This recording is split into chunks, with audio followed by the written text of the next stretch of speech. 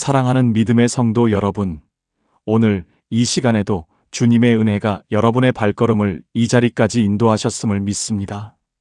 이 시간 나누게 될 하나님의 말씀이 지친 마음에는 쉼이 되고 흔들리는 걸음에는 다시 일어설 힘이 되며 앞이 보이지 않는 순간에는 분명한 빛이 되기를 소망합니다. 말씀을 시작하기에 앞서 이 귀한 사역에 여러분의 작은 손길을 더해 주시기를 정중히 부탁드립니다. 구독과 좋아요를 통해 함께 해주신다면 이 말씀이 더 많은 영혼에게 흘러가 하나님의 위로와 소망이 필요한 곳마다 닿게 될 줄 믿습니다.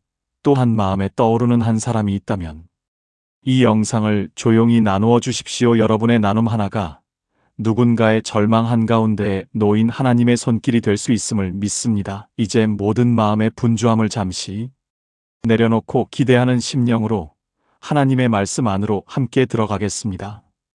혹시 한 번쯤 이런 생각을 해보신 적이 있으신가요? 내가 눈을 감는 그 순간, 그 다음에는 무슨 일이 일어나는 것일까? 사랑하는 사람을 먼저 보내고 나서 그분이 지금 어디에 계신 것인지, 편안하신 것인지 그 마음이 밤마다 올라오는 분들이 계실 줄로 압니다.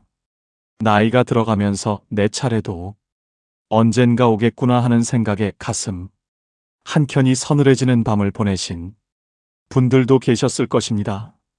죽음은 누구에게나 찾아옵니다.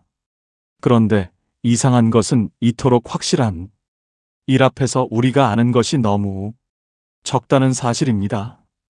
교회에 오래 다니신 분도 성경을 여러 번 읽으신 분도 막상 죽음 이후에 대해 물으면 막연하게만 느끼셨던 경험이 있으실 것입니다. 천국은 있다고 믿지만 그곳이 어떤 곳인지 분명하게 말하기 어려웠고, 지옥에 대해서는 두려움만 있을 뿐 성경이 실제로 무엇이라 기록하고 있는지 정리해 본 적이 없으셨을 수 있습니다. 그래서 어떤 분은 죽음을 생각할 때마다 믿음이 있는데도 불안이 올라오셨던 것입니다. 확신이 아니라 막연함 위에서 있었기 때문이며 그 흐릿한 안개가 어느새 두려움으로 자라나 마음을 흔들었습니다. 하지만 하나님은 우리가 두려움 속에 머물기를 원하지 않으셨습니다. 그분은 성경 곳곳에 죽음 이후의 세계를 또렷하게 열어보여 주셨습니다. 우리가 알지 못해서 두려웠던 것이지 하나님이 감추고 계셨던 것이 아닙니다. 오늘 밤 우리는 죽음 이후의 세계에 대해 성경이 무엇이라 말하고 있는지 그 진실을 하나씩 열어보려 합니다. 성경은 이 질문 앞에서 침묵하지 않았습니다. 오히려 구약에서 신약까지, 창세기에서 요한계시록까지 놀라울 만큼 확실하게 죽음 이후의 세계를 증거하고 있습니다. 이 영상이 끝날 때쯤이면 죽음 이후에 대한 흐릿한 불안이 성경이 확실한 진리로 정리될 것이며, 흩어져 있던 말씀들이 하나의 그림으로 연결되는 것을 경험하시게 됩니다. 신학을 전공하지 않으셔도 괜찮습니다. 오늘 밤은 그저 편안하게 누워서 성경이 전하는 7가지 진실에 귀를 기울여 주시기 바랍니다. 이 시간은 죽음이 두렵게 느껴지셨던 분들을 위한 시간이며, 먼저 떠난 사랑하는 이를 그리워하시는 분들을 위한 시간이고, 영생에 대한 확신을 다시 붙잡고 싶으신 분들을 위해 준비된 시간입니다. 사실 죽음 이후를 묻는다는 것은 단순한 궁금증이 아닙니다. 그 질문 안에는 내가 사랑한 사람을 다시 만날 수 있느냐는 간절함이 담겨 있으며, 이 세상에 고통이 끝이 아니라는 소망을 확인하고 싶은 마음이 함께 있습니다. 하나님은 그 마음을 아십니다. 그래서 성경 안에 우리가 찾는 그 답을 남겨 두셨습니다. 우리가 하려는 것은 사후 세계에 대한 신학 토론이 아닙니다. 하나님께서 죽음 넘어 준비해 두셨는지 성경이 기록한 그대로를 만나는 것입니다. 예수님께서 직접 말씀하신 장면이 있고 사도 바울이 고백한 경험이 있으며 요한이 눈으로 보고 기록한 환상이 있습니다. 이 말씀들을 하나로 모을 때 죽음 이후의 세계가 놀라울 만큼 분명하게 드러납니다. 우리가 함께 걸어갈 길은 이렇습니다. 먼저 성경이 말하는 죽음이 본질에서 시작하여 죽은 직후 영혼에게 일어나는 일을 살피게 됩니다. 천국의 실체와 지옥의 실체를 성경 말씀 그대로 확인하고 부활이라는 놀라운 약속과 마지막 심판의 장면을 지난 새 하늘과 새 땅이라는 영원한 완성에 이르게 될 것입니다. 7개의 문을 하나씩 열 때마다 흩어져 있던 것들이 점점 또렷해질 것입니다. 이 길은 두려움으로 시작되지 않습니다. 오히려 하나님의 소망 안에서 걸어가는 시간이 될 것입니다. 성경은 죽음 앞에서 우리를 홀로 두지 않았으며 하나님은 그 너머에서도 우리를 기다리고 계십니다. 이제 그 첫 번째 진실의 문을 열어보겠습니다. 첫 번째 진실은 죽음의 본질에 대한 이야기입니다. 성경은 죽음을 어떻게 바라보고 있는지 그것부터 살펴보겠습니다. 우리는 보통 죽음을 끝이라고 생각합니다. 모든 것이 멈추고 모든 것이 사라지는 것이라고 여깁니다. 세상이 그렇게 가르쳐 왔기 때문입니다. 하지만 성경은 처음부터 끝까지 전혀 다른 이야기를 하고 있습니다. 성경 안에서 죽음은 한 번도 끝이라고 불린 적이 없습니다. 오히려 성경은 죽음을 잠이라고 불렀습니다. 떠남이라고도 불렀으며 장막을 벗는 것이라고 표현하기도 하였습니다. 이 표현들을 천천히 떠올려 보십시오. 잠이라는 말은 다시 깨어남이 있다는 뜻입니다. 떠남이라는 말은 떠나서 도착하는 곳이 있다는 의미이며 장막을 벗는다는 말은 장막 안에 있던 존재가 여전히 남아있다는 고백입니다. 성경이 사용한 이 표현들 안에 이미 첫 번째 진실이 담겨 있습니다. 죽음은 존재의 소멸이 아니라 존재의 이동이었습니다. 사도 바울은 이것을 더 분명하게 말하고 있습니다. 고린도후서 5장 1절에서 바울은 이렇게 기록하였습니다. 만일 땅에 있는 우리의 장막집이 무너지면 하나님께서 지으신 집 곧 손으로 짓지 아니한 영원한 집이 하늘에 있는 줄 아느니라. 바울은 우리의 몸을 장막이라고 불렀습니다. 장막은 임시로 세워놓은 천막이니 여행자가 잠시 머무는 곳이었습니다. 바울이 이렇게 표현한 이유가 있습니다. 이 몸은 영원한 집이 아니라 잠시 머무는 곳이라는 것이며 이 장막이 무너져도 하늘에 영원한 집이 예비되어 있다는 것입니다. 우리의 몸이 장막이라면 이 땅에서의 삶은 여행과 같습니다. 여행자는 천막에 머물면서도 그곳이 자기 집이 아닌 줄 압니다. 언젠가 천막을 걷고 본래의 집으로 돌아갈 것을 알기에 천막이 낡아간다고 해서 절망하지 않습니다. 바울이 우리에게 전하고 싶었던 것도 이것이었습니다. 이 몸이 늙어가고 아프고 쇠약해져 가는 것을 보면서 불안해하지 않아도 된다는 위로입니다. 장막은 낡아가지만 하나님께서 지으신 영원한 집은 이미 준비되어 있기 때문입니다.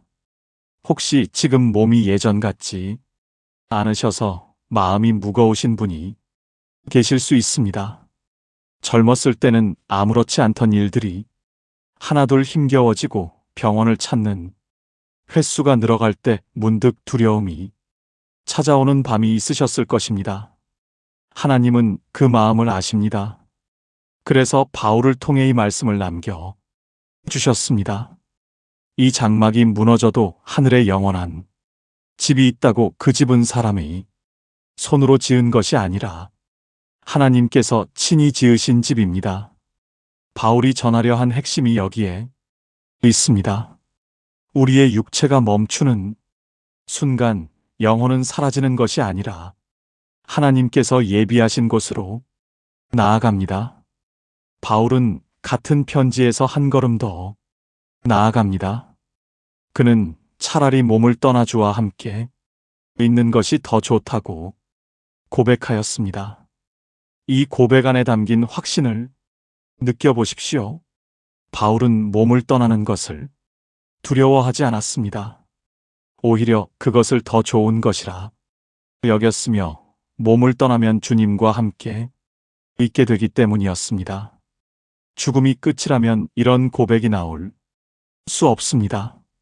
죽음 너머에 주님이 계시기에 바울은 담대하게 말할 수 있었습니다. 그런데 여기서 구약 성경으로 한번 돌아가 보겠습니다. 전도서 12장 7절은 사람이 죽을 때 무슨 일이 일어나는지를 아주 간결하게 말하고 있습니다. 흙은 이전처럼 땅으로 돌아가고 영은 그것을 주신 하나님께로 돌아가느니라. 이 말씀은 짧지만 그 안에 담긴 진리는 깊습니다. 죽음의 순간 두 가지 일이 동시에 일어납니다. 몸은 흙으로 돌아가고 영은 하나님께로 돌아갑니다.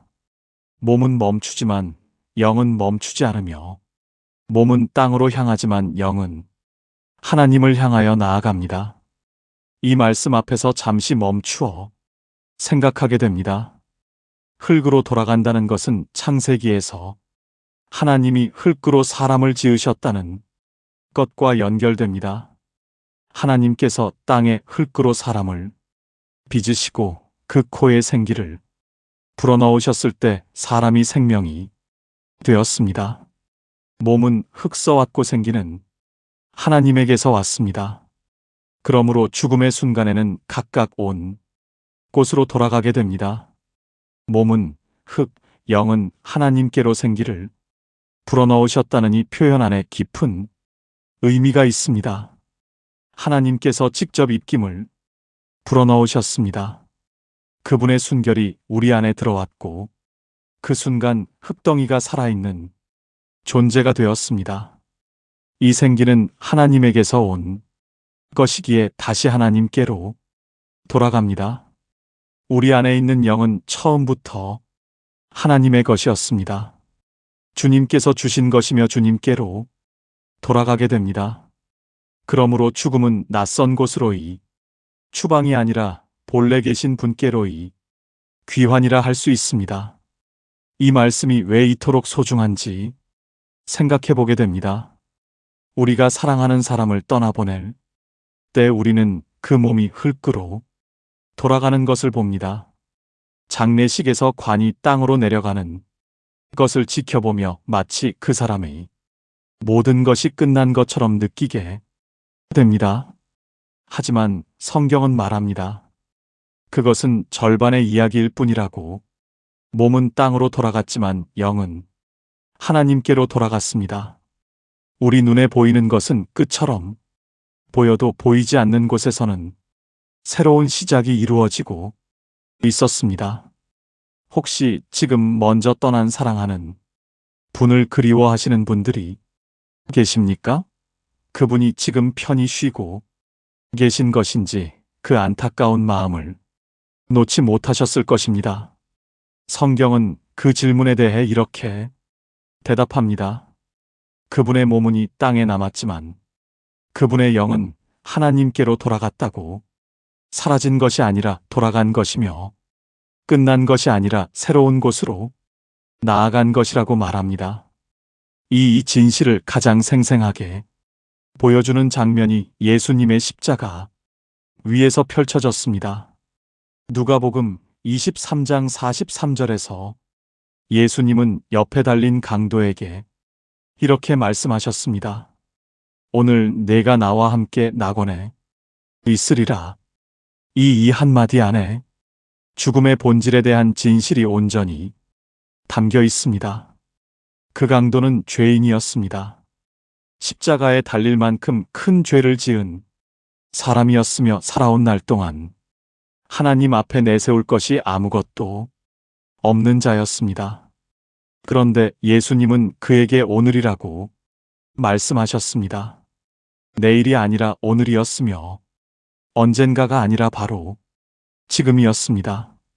죽음의 순간 그 강도의 영혼은 낙원으로 나아가게 됩니다.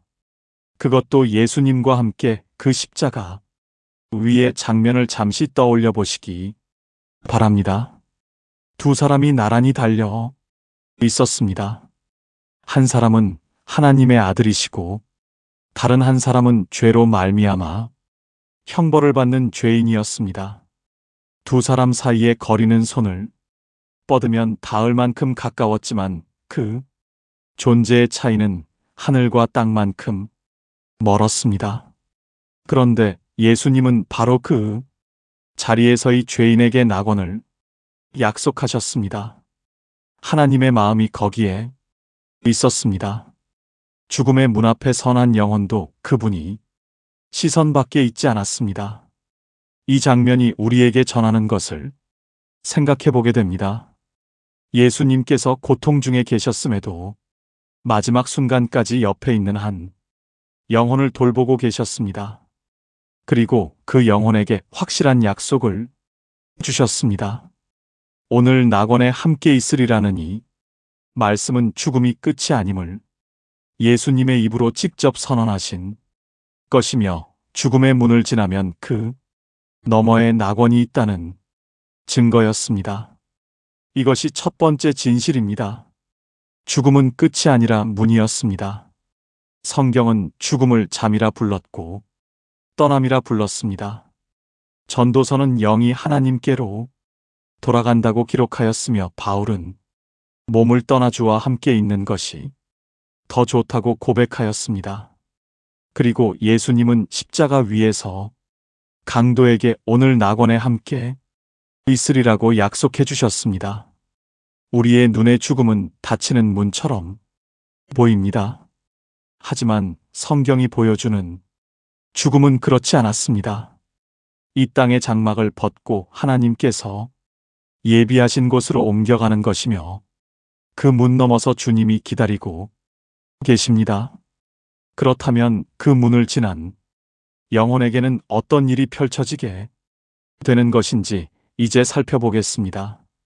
두 번째 진실은 죽은 직후에 일어나는 일에 대한 이야기입니다.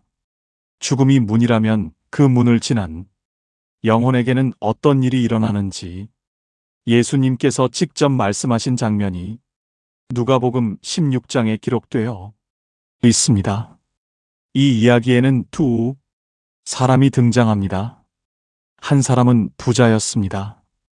누가복음 16장 19절에서 예수님은 이렇게 말씀하셨습니다. 한 부자가 있어 자새옷과 고운 베옷을 입고 날마다 호화롭게 즐기더라. 이 부자는 매일 풍성한 잔치를 베풀며 살았습니다. 부족한 것이 없었고 원하는 것은 무엇이든 가질 수 있었습니다. 다른 한 사람은 나사로라는 거지였습니다. 그는 부자의 대문 앞에 버려진 채 누워 있었으며 부자의 상에서 떨어지는 부스러기로 배를 채우기를 원하였습니다. 온몸에는 헌대가 가득하였고 개들이 와서 그의 헌대를 하찼습니다. 이 장면을 천천히 그려보시기 바랍니다. 같은 대문을 사이에 두고 한 사람은 호화로운 삶을 누리고 있었고 다른 한 사람은 개들에게 상처를 하치며 쓰러져 있었습니다. 그런데 두 사람에게 같은 일이 찾아왔습니다. 바로 죽음이었으며 나사로도 부자도 예외 없이 눈을 감았습니다. 이 땅에서 누리던 것이 아무리 달라도 죽음 앞에서는 다를 것이 없습니다. 하지만 죽음 이후에 펼쳐진 장면은 완전히 달랐습니다. 누가복음 16장 22절에서 예수님은 말씀하십니다. 이에 그 거지가 죽어 천사들에게 받들려 아브라함의 품에 들어가고 부자도 죽어 장사되었다고 하셨습니다. 나사로는 천사들의 인도를 받아 이 품으로 갔습니다. 이 땅에서는 아무도 돌보지 않았던 그에게 천사들이 찾아온 것입니다. 반면 부자는 장사된 후 음부에서 고통 가운데 있게 되었습니다. 여러분, 이 장면에서 하나님의 마음을 헤아리게 됩니다. 이 땅에서 모든 사람에게 버림받았던 나사로를 하나님은 잊지 않으셨습니다. 애문 밖에서 개들에게 하침을 당하며 하루하루를 버티던 그에게 아무도 눈길을 주지 않았지만 하나님의 눈은 항상 그를 향하고 있었습니다. 그리고 죽음의 순간 천사들을 보내어 그를 아브라함의 품으로 인도하셨습니다. 이 땅에서의 고통이 끝이 아니었으며 하나님께서 예비하신 안식이 그를 기다리고 있었습니다. 하나님은 이 세상에서 잊혀진 사람을 잊지 않으시는 분이십니다. 혹시 지금 이 시간 세상에서 잊혀졌다는 외로움을 안고 계신 분이 계실 수 있습니다. 아무도 내 고통을 모른다고 느끼시거나 기도해도 응답이 없어 하나님마저 멀리 계신다고 여겨지는 밤을 보내고 계신 분이 계실 수 있습니다. 나사로도 그랬습니다. 아무도 자기를 돌봐주지 않는다고 느꼈을 것입니다. 하지만 하나님께서 침묵하신 것은 잊으셨기 때문이 아닙니다. 때를 기다리고 계셨던 것이며 이 세상에서 받지 못한 위로를 그분이 품에서 채워주시려 하셨습니다. 반면 부자에게는 전혀 다른 일이 일어났습니다. 음부에서 고통 가운데 눈을 들었을 때 멀리서 아브라함과 그의 품에 있는 나사로를 보게 되었습니다. 이 땅에서는 자기 대문 앞에 누워있던 거지가 이제는 아브라함의 품에서 위로를 받고 있는 모습을 바라보아야 했습니다. 부자는 소리쳐 불렀습니다. 아버지 아브라함이여, 나를 불쌍히 여기사 나사로를 보내어 그 손가락 끝에 물을 찍어 내 혀를 서늘하게 하소서. 내가 이 불꽃 가운데서 괴로워하나이다. 이 간절한 외침 속에 담긴 고통이 전해져 옵니다. 이 땅에서 날마다 호화로운 잔치를 벌이며 원하는 것을 다 누렸던 사람이 이제는 손가락 끝에 묻은 물 한 방울을 구걸하고 있습니다. 상황이 완전히 뒤바뀌었습니다. 이 땅에서 풍요를 누리던 자가 갈증에 시달리고 굶주리던 자가 위로를 받고 있습니다. 아브라함은 그에게 분명하게 대답하십니다. 너는 살았을 때의 좋은 것을 받았고 나사로는 고난을 받았으니 이제는 그가 여기서 위로를 받고 너는 괴로움을 받는다 하였습니다. 여기서 한 가지 더 중요한 사실이 드러납니다. 이뿐 아니라 너희와 우리 사이에 큰 구렁이 있어 여기서 너희에게 건너가고자 하여도 갈 수 없고 거기서 우리에게 건너올 수도 없느니라 하셨습니다. 큰 구렁이 있다는 이 말씀을 마음에 새기게 됩니다. 아브라함의 품과 고통의 장소 사이에는 건널 수 없는 깊은 골이 놓여 있습니다. 한번 남인 길은 다시 돌이킬 수 없으며 이쪽에서 저쪽으로 갈 수도 저쪽에서 이쪽으로 올 수도 없습니다. 죽음의 문을 지나는 순간 두 갈래 길이 나뉘고 그 갈림은 영원합니다. 우리는 이 말씀 앞에서 숙연해지지 않을 수 없습니다. 살아있는 동안에는 언제든 돌아올 수 있습니다. 하나님 앞에 무릎 꿇고 주님 저를 용서해 주십시오 하고 기도할 수 있기 때문입니다. 하지만 죽음의 문을 지나면 그 기회는 사라집니다. 이것이 예수님께서의 이야기를 통해 우리에게 전하시는 긴박한 마음이었습니다. 이 본문을 두고 신학적으로 의견이 나뉘는 부분이 있습니다. 이것이 실제로 일어난 일인지 진리를 전하기 위한 비유인지에 대해 서로 다른 견해가 있기 때문입니다. 하지만 어느 쪽이든 예수님께서 전하시려는 핵심은 동일합니다. 죽은 후에 영혼은 의식이 있는 상태로 존재하며 두 갈래 길 중 하나에 놓이게 됩니다. 그리고 그 사이에는 건널 수 없는 구렁이 있습니다. 부자는 마지막으로 한 가지 부탁을 하였습니다. 그러면 아버지여 나사로를 내 아버지의 집에 보내어 내 형제 5사람에게 증언하게 하소서.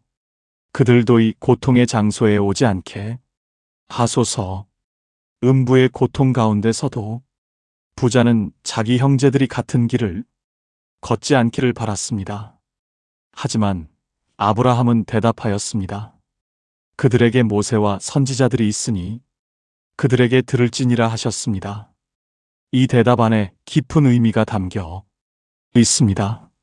하나님께서는 이미 말씀을 주셨습니다.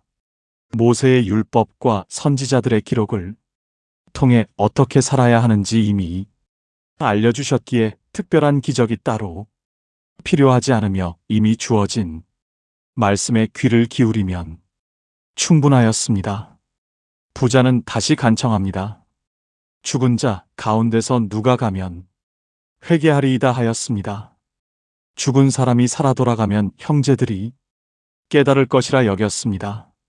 하지만 아브라함의 마지막 대답은 단호하였습니다.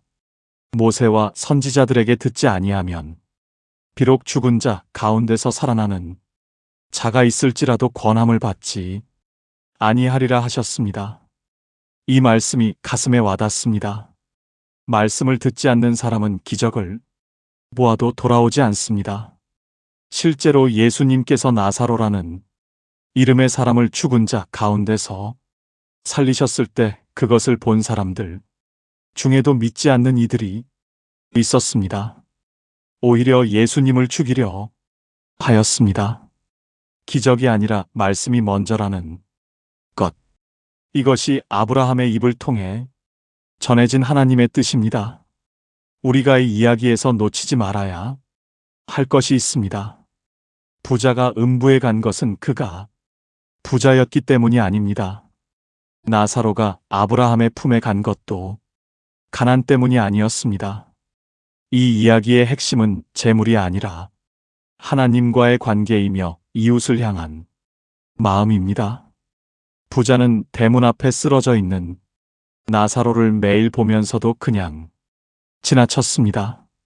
그의 눈에 나사로는 보이지 않았으며 그의 마음에 나사로를 위한 자리가 없었습니다. 이 말씀이 우리의 삶을 비추어 줍니다. 혹시 나도 누군가의 아픔을 지나친 적이 있지는 않았는지 돌아보게 됩니다. 내 풍요 속에서 이웃의 결핍을 외면한 적은 없었는지 이야기는 우리에게 조용히 묻고 있습니다. 정죄의 말씀이 아니라 돌아봄이 초대이며 하나님께서 주시는 깨어남의 은혜입니다. 두 번째 진실은 이것입니다. 죽음의 문을 지나면 두 갈래로 나뉩니다. 하나는 위로의 자리이고 다른 하나는 고통의 자리입니다. 그리고 그 사이에는 돌이킬 수 없는 분리가 놓여 있습니다. 예수님은 이 이야기를 통해 죽은 후에는 되돌릴 수 없다는 절박한 메시지를 전하셨습니다. 지금 이 땅에서의 삶이 그 갈림을 결정한다는 것입니다. 그렇다면 위로의 자리인 천국은 성경에서 어떻게 묘사되고 있는지 이제 세 번째 진실로 나아가 보겠습니다. 세 번째 진실은 천국의 실체에 대한 이야기입니다. 성경은 천국을 막연한 개념이 아니라 실제로 존재하는 장소로 증거하고 있습니다. 그렇다면 그곳은 어떤 곳인지 성경이 묘사하는 천국의 모습을 살펴보겠습니다. 사도 바울은 천국을 직접 경험한 사람이었습니다. 고린도후서 12장 2절에서 바울은 이렇게 고백합니다. 내가 그리스도 안에 있는 한 사람을 아노니 그는 14년 전에 셋째 하늘에 이끌려 앉아라. 바울은 자기 자신의 경험을 조심스럽게 이야기하고 있습니다. 셋째 하늘 곧 하나님이 계신 곳까지 올려졌다는 것이며 그곳에서 바울은 말로 표현할 수 없는 것들을 보았습니다.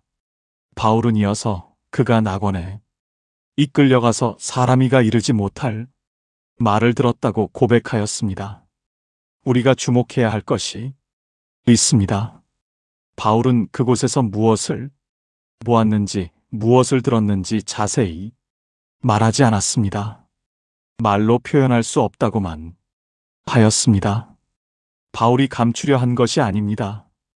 인간의 언어로는 도저히 담을 수 없을 만큼 그곳이 우리의 상상을 초월하는 곳이었기 때문입니다.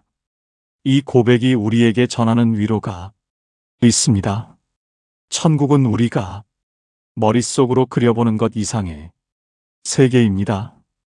우리가 이 땅에서 경험한 가장 아름다운 장면, 가장 평안했던 순간, 가장 행복했던 기억을 모두 합쳐도 그곳에는 미치지 못합니다.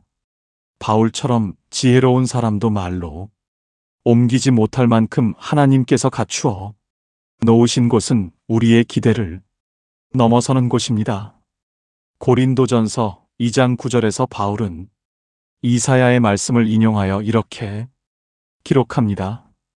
하나님이 자기를 사랑하는 자들을 위하여 예비하신 모든 것은 눈으로 보지 못하고 귀로 듣지 못하고 사람의 마음으로 생각하지도 못하였다 하였습니다. 눈으로 보지 못하고 귀로 듣지 못하며 마음으로도 상상하지 못한 세계입니다. 이 말씀이 우리에게 주는 소망을 마음에 새겨보십시오. 하나님께서 사랑하는 자녀들을 위해 갖추신 곳은 우리의 상상 너머에 있습니다. 이 땅에서 겪는 고통과 눈물과 기다림이 헛되지 않은 이유가 바로 여기에 있습니다. 바울은 다른 편지에서도 천국에 대한 자신의 마음을 드러냈습니다. 빌립보서 그는 떠나서 그리스도와 함께 있는 것이 훨씬 더 좋다고 고백하였습니다. 이 고백은 감옥에 갇혀 생사의 갈림길에서 있던 상황에서 나온 것이었기에 더욱 무게가 있습니다. 바울이 셋째 하늘에서 경험한 것이 얼마나 깊었는지 그 후로 그는 이 땅을 떠나는 것을 두려워하지 않았습니다. 오히려 그리워하였습니다.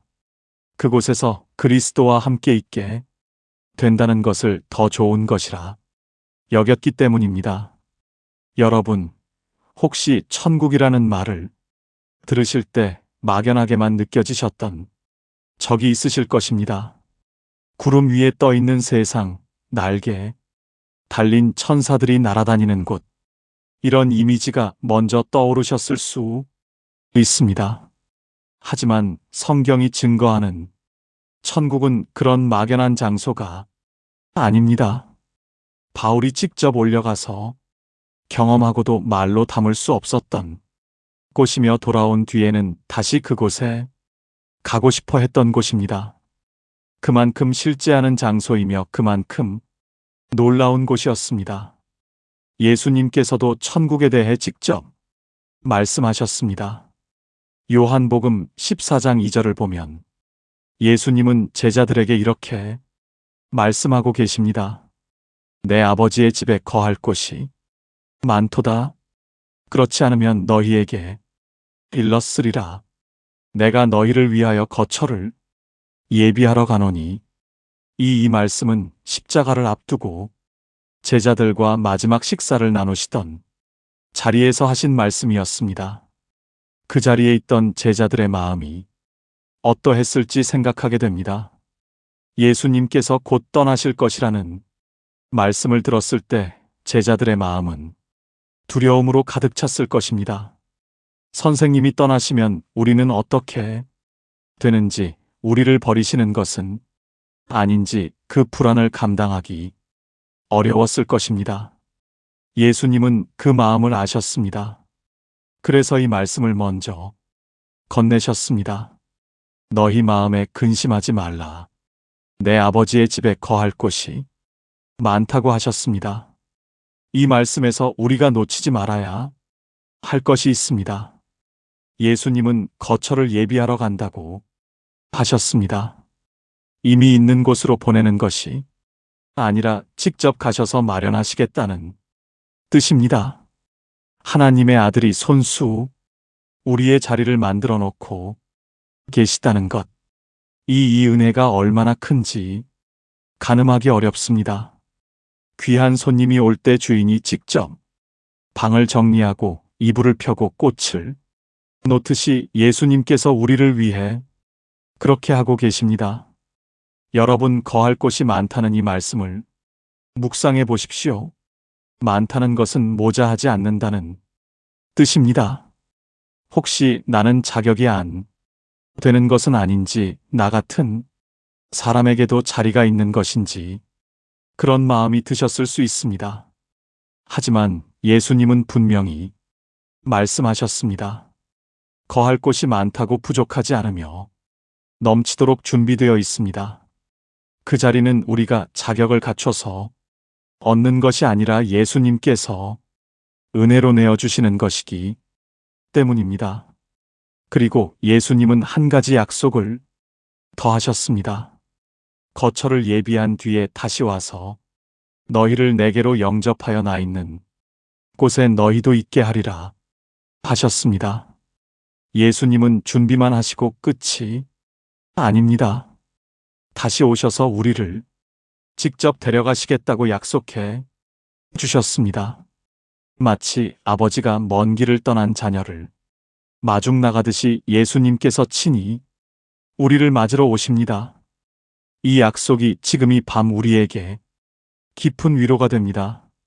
먼저 떠난 사랑하는 분이 계신 곳, 그곳은 예수님께서 친히 돌보시는 곳입니다. 아무렇게나 보내신 것이 아닙니다. 주님의 품 안에 그분이 쉬고 계십니다.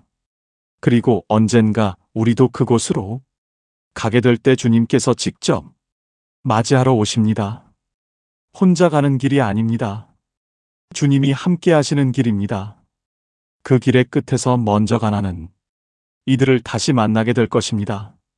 이 땅에서 미처 나누지 못했던 말, 다 전하지 못했던 마음, 그것들이 영혼 속에서 채워지는 날이 반드시 옵니다. 이별이 끝이 아니라 다시 만남을 향한 기다림이 될 수 있는 이유가 여기에 있습니다. 하나님께서 그 만남의 자리까지 마련해 두셨기 때문입니다. 천국이 실제한다는 사실을 아는 사람은 이 땅을 살아가는 방식이 달라집니다. 고통 앞에서 무너지지 않을 힘이 생기고 이별 앞에서 절망하지 않을 소망이 주어집니다. 지금 이 순간이 힘겨우시더라도 이 말씀을 마음에 품어 보시기 바랍니다. 하나님의 아들이 직접 우리를 위한 자리를 놓고 계시며 때가 되면 친히 우리를 데리러 오십니다. 그 약속 안에서 이 시간을 함께하고 계신 우리의 마음이 조금이나마 평안해지기를 바랍니다. 그런데 여기서 한 가지 분명히 해두어야 할 것이 있습니다. 지금 우리가 말하고 있는 천국은 성도가 죽은 후에 가게 되는 중간 상태의 천국입니다. 그리스도와 함께 있는 곳이며 위로와 안식이 있는 곳이지만 이것이 최종 완성은 아닙니다. 성경은 마지막 때에 새 하늘과 새 땅이 펼쳐진다고 말하고 있습니다. 그때 이루어질 영원한 천국의 모습은 지금의 천국보다 더 크고 놀라우며 그 이야기는 7번째 진실에서 함께 살펴보게 됩니다. 지금 이 시간 우리가 마음에 담을 것은 이것입니다. 천국은 실제합니다. 바울이 올려가서 보고 온 곳이며 예수님께서 직접 거처를 예비하고 계신 곳입니다. 아버지의 집에 거할 곳이 많다고 하셨기에 우리를 위한 자리가 이미 준비되고 있습니다. 그리고 때가 되면 주님께서 직접 우리를 맞이하러 오십니다. 그렇다면 반대편 고통의 자리인 지옥은 성경에서 어떻게 기록되고 있는지 네 번째 진실로 넘어가 보겠습니다. 네 번째 진실은 지옥에 대한 이야기입니다. 이 주제 앞에서 마음이 무거워지실 수 있습니다. 하지만 성경이 지옥에 대해 말하는 이유는 우리를 두렵게 하려는 것이 아닙니다. 오히려 그곳에 가지 않기를 바라시는 하나님의 간절한 마음이 이 말씀 안에 담겨 있습니다. 놀라운 것은 성경에서 지옥에 대해 가장 많이 말씀하신 분이 예수님이시라는 사실입니다. 복음서를 읽어보면 예수님께서 직접 게헨나라는 이름으로 지옥을 여러 차례 언급하셨습니다. 게헨나는 예루살렘 남쪽에 있던 흰놈의 골짜기에서 온 말입니다. 이 골짜기는 구약시대의 아이들을 우상에게 제물로 바치던 끔찍한 장소였습니다. 이후에는 쓰레기를 태우는 곳으로 사용되어 불이 꺼지지 않는 곳으로 알려졌습니다. 예수님께서 이 이름을 사용하신 것은 그만큼 지옥의 실체가 분명하다는 것을 전하기 위함이었습니다. 마가복음 9장 48절에서 예수님은 이렇게 말씀하십니다. 거기는 구더기도 죽지 않고 불도 꺼지지 아니하느니라. 이 표현이 우리에게 전하는 것을 생각해 보게 됩니다. 꺼지지 않는 불이라는 것은 끝이 없다는 뜻입니다. 이 땅의 고통에는 끝이 있습니다. 아무리 깊은 아픔도 시간이 지나면 무뎌지고 아무리 긴 밤도 새벽이 오면 밝아집니다. 하지만 지옥의 고통에는 그런 끝이 없다고 성경은 기록하고 있습니다. 이 말씀이 주는 무게를 느껴보시기 바랍니다. 우리는 고통 속에서도 언젠가 끝이 온다는 것을 알기에 버틸 수 있습니다. 병상에 누워 있어도 회복을 기대하고 이별의 아픔 속에서도 시간이 약이 되어 줄 것을 압니다. 하지만 소망 자체가 없는 고통이란 상상하기조차 어렵습니다. 예수님께서 이토록 강한 표현을 쓰신 까닭이 여기에 있습니다. 그곳에 가지 말라는 절박한 마음이 담긴 경고였습니다. 예수님은 또한 지옥을 바깥 어둠이라고 부르셨습니다. 혼인 잔치 비유에서 예수님은 예복을 입지 않은 자를 바깥 어둠에 내던지라 하시며 거기서 슬피 울며 이를 갈 것이라 선언하셨습니다.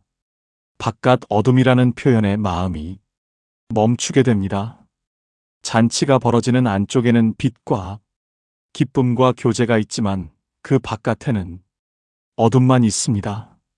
하나님의 임재가 있는 곳에서 완전히 분리된 상태, 빛이 전혀 닿지 않는 곳, 그것이 바깥 어둠이 의미하는 바입니다. 우리가 이 표현 앞에서 잠시 멈추어 생각해야 할 것이 있습니다. 지옥의 본질은 불이나 어둠 그 자체가 아니라 하나님과의 분리에 있습니다. 이 땅에서도 하나님이 멀게 느껴지는 순간이 있으셨을 것입니다. 기도가 닿지 않는 듯한 밤, 하나님의 음성이 들리지 않는 시간, 그때에 밀려오는 외로움과 공허함을 아시는 분이 계실 줄로 압니다. 그런데 그 순간에도 하나님은 실제로 떠나신 적이 없습니다. 다만 느끼지 못했을 뿐은 여전히 곁에 계셨습니다. 하지만 지옥은 하나님의 임재가 실제로 없는 곳입니다. 느끼지 못하는 것이 아니라 정말로 부재하는 곳이며 이것이 얼마나 절대적인 고통인지 하나님을 경험해 본 사람이라면 짐작이 가실 것입니다. 여기서 우리가 깊이 생각해야 할 것이 있습니다. 꺼지지 않는 불과 바깥 어둠. 이 두 표현은 서로 모순되는 것처럼 보입니다. 불이 있으면 밝아야 하는데 어둠이라고 하셨기 때문입니다. 많은 신학자들은 이 표현들이 지옥의 물리적 상태를 글자 그대로 묘사한 것이라기보다 하나님과의 완전한 분리가 가져오는 고통의 깊이를 전하고 있다고 해석합니다. 불은 고통의 강도를 나타내며 어둠은 소망의 부재를 나타냅니다. 둘을 합치면 고통은 이때 소망은 없는 상태이며 그것이 지옥의 본질이라 할 수 있습니다. 이 말씀 앞에서 하나님의 뜻을 깊이 생각하게 됩니다.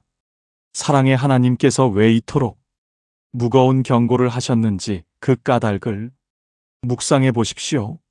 부모가 자녀에게 뜨거운 불에 손 떼지 말라고 거듭 말하는 이유는 그 아이를 겁주려는 것이 아닙니다. 화상을 입지 않기를 바라는 마음 때문입니다. 하나님께서 성경을 통해 지옥을 이토록 분명하게 알려주시는 이유도 그 마음과 다르지 않습니다. 우리가 그곳에 가는 것을 원하지 않으시기에 이렇게까지 말씀하셨습니다. 마태복음 25장 41절에서 예수님은 지옥이 누구를 위해 존재하는지 분명히 말씀하고 계십니다. 저주를 받은 자들아, 나를 떠나 마귀와 그 사자들을 위하여 예비된 영원한 불에 들어가라 하셨습니다. 이 말씀을 주의 깊게 살펴보면 지옥은 원래 사람을 위해 만들어진 곳이 아니었습니다. 마귀와 그 사자들을 위하여 예비된 곳이라고 하셨습니다. 이 사실이 주는 의미를 놓치지 마십시오. 하나님께서 지옥을 만드실 때 사람을 염두에 두고 만드신 것이 아닙니다. 그곳은 처음부터 마귀를 위한 곳이었으며 하나님의 원래 계획에 사람이 그곳에 가는 일은 포함되지 않았습니다. 그럼에도 그곳에 가게 되는 사람이 있다면 그것은 하나님이 보내시는 것이 아니라 스스로 그 길을 선택한 결과입니다. 이 진실 앞에서 하나님의 애끓는 심정을 느끼게 됩니다. 자녀를 위해 만들지 않은 곳에 자녀가 스스로 걸어 들어가는 것을 지켜보셔야 하는 아버지의 마음이 어떠하셨을지 생각해 보십시오. 하나님은 막으시려 하셨습니다. 말씀을 주시고 선지자들을 보내셨으며 마침내 아들까지 내어 주셨습니다. 그럼에도 돌아오지 않는 자녀 앞에서 그분의 심정이 얼마나 깊으셨을지 우리는 다 가늠할 수 없습니다. 여러분이 진실이 우리의 마음에 어떻게 닿는지 느껴보시기 바랍니다. 하나님은 아무도 멸망하기를 원하지 않으십니다. 베드로후서 3장 9절에서 사도 베드로는 이렇게 기록합니다. 주께서는 아무도 멸망하지 아니하고 다 회개하기에 이르기를 원하시느니라. 하나님의 마음은 심판이 아니라 구원을 향하고 있습니다. 지옥에 대한 말씀이 성경에 있는 이유는 정죄하시려는 것이 아니라 돌아오라는 부르심이 담겨 있기 때문입니다. 우리가 이 말씀을 듣는 자세를 돌아보게 됩니다. 지옥이라는 단어를 들을 때 두려움이 먼저 찾아오실 수 있습니다. 혹시 내가 그곳에 가게 되는 것은 아닌지, 내 죄가 너무 큰 것은 아닌지 그런 불안이 올라오시는 분이 계실 수 있겠습니다. 하지만 이 경고를 듣고 마음이 무거워진다는 것 자체가 은혜의 증거입니다. 하나님께서 아직 우리에게 기회를 주고 계시기에 이 말씀이 마음에 닿는 것입니다. 들을 귀가 있다는 것, 마음이 움직인다는 것, 하나님의 은혜가 우리 안에서 일하고 있다는 표시입니다. 지옥에 대한 말씀은 무서운 이야기로 끝나지 않습니다. 이 말씀의 반대편에는 반드시 복음이 있습니다. 하나님께서 독생자를 보내신 이유가 바로 우리를 그 멸망에서 건지시기 위함이었습니다. 하나님이 세상을 이처럼 사랑하사 독생자를 주셨다고 성경은 말합니다. 그를 믿는 자마다 멸망하지 않고 영생을 얻게 하려 하심이라고 하셨습니다. 멸망하지 않고 영생을 얻게 하려는 것. 이것이 하나님이 예수님을 보내신 까닭이었습니다. 그러므로 지옥에 대한 말씀 앞에서 우리가 가져야 할 마음은 두려움이 아니라 감사입니다.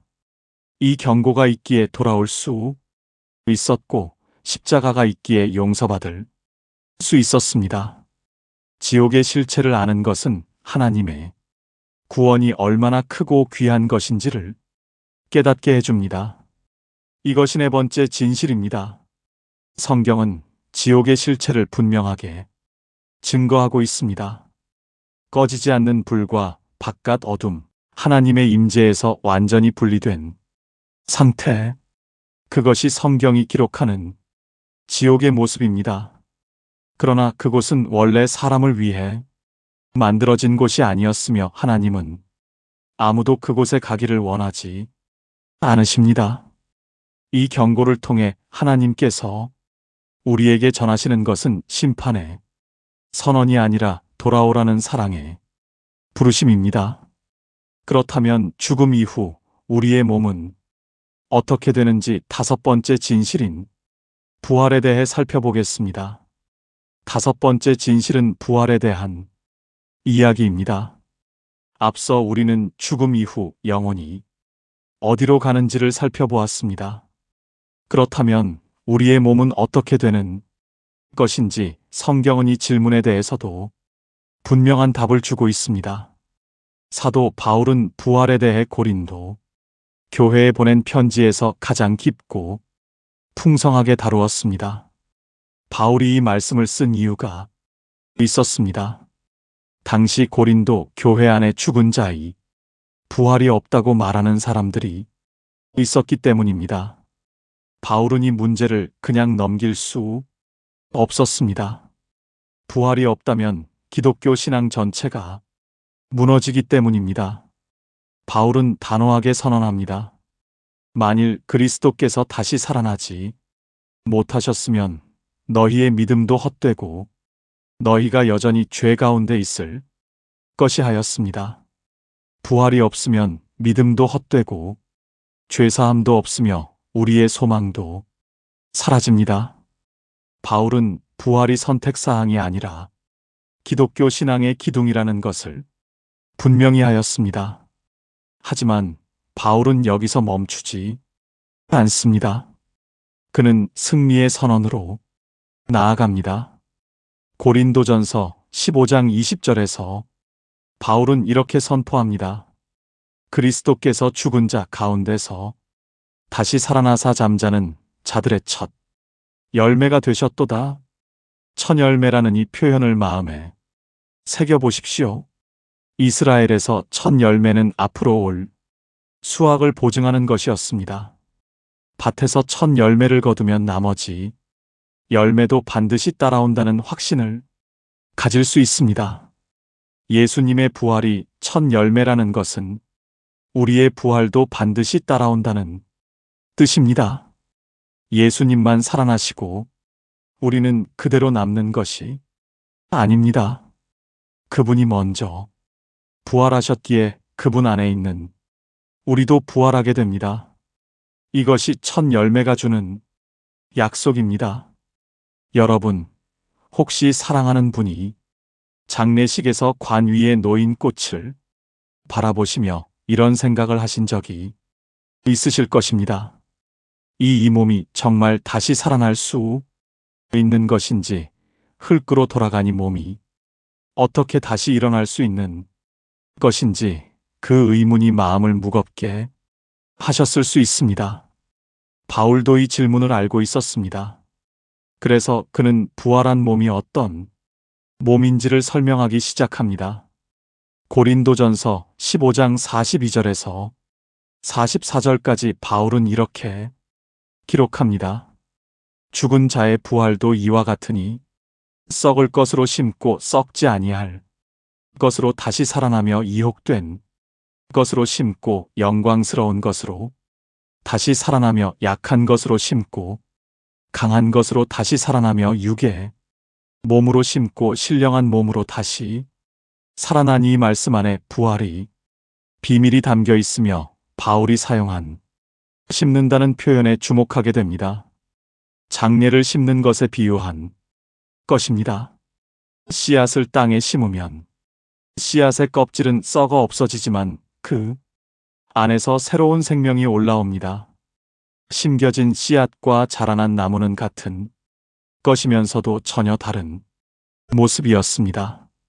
작은 씨앗 하나에서 거대한 나무가 자라나듯이 몸이 땅에 심겨진 후에 일어나는 몸은 전혀 다른 차원의 몸이 됩니다. 썩을 것으로 심지만 썩지 않을 것으로 다시 살아납니다.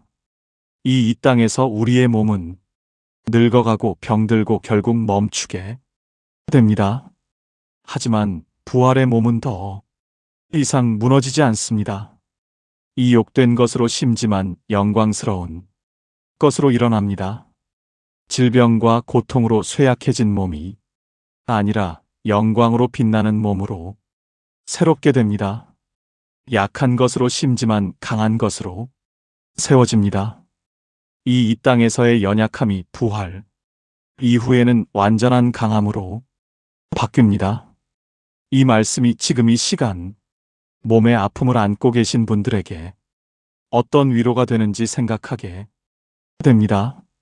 무릎이 실려서 계단을 오르기 힘드시고 눈이 침침해져서 성경 읽기가 어려우시며 밤마다 여기저기 쑤시고 아픈 곳이 늘어가시는 분들이 계실 것입니다. 이 몸은 분명히 낡아가고 있습니다. 하지만 성경은 약속합니다. 지금의 몸이 마지막이 아니라고. 이 낡은 장막이 벗겨지고 그 자리에 영광스러운 새 몸이 주어집니다. 고통도 쇠약함도 더 이상 따라오지 못하는 몸이 우리를 기다리고 있습니다. 지금의 아픔은 영원한 것이 아닙니다. 바울은 부활의 확실성을 더욱 강하게 선포합니다. 사망이 이김에 삼킨 바 되라 하였으며 사망아 너의 승리가 어디 있느냐? 사망아 너의 쏘는 것이 어디 있느냐 하였습니다. 이 선언은 죽음에 대한 승리의 외침입니다. 사망은 마지막 원수이지만 그 원수가 이미 패배하였다는 것을 바울은 확신하고 있었습니다. 왜 이렇게 확신할 수 있었는지 그 근거를 생각해 보게 됩니다. 예수님께서 이미 죽음을 이기셨기 때문입니다. 십자가에서 죽으시고 무덤에 장사되셨으나 사흘 만에 다시 살아나셨습니다. 예수님의 부활은 이론이 아니라 역사적 사실이었으며 수백 명의 사람들이 부활하신 예수님을 직접 만나고 보았습니다.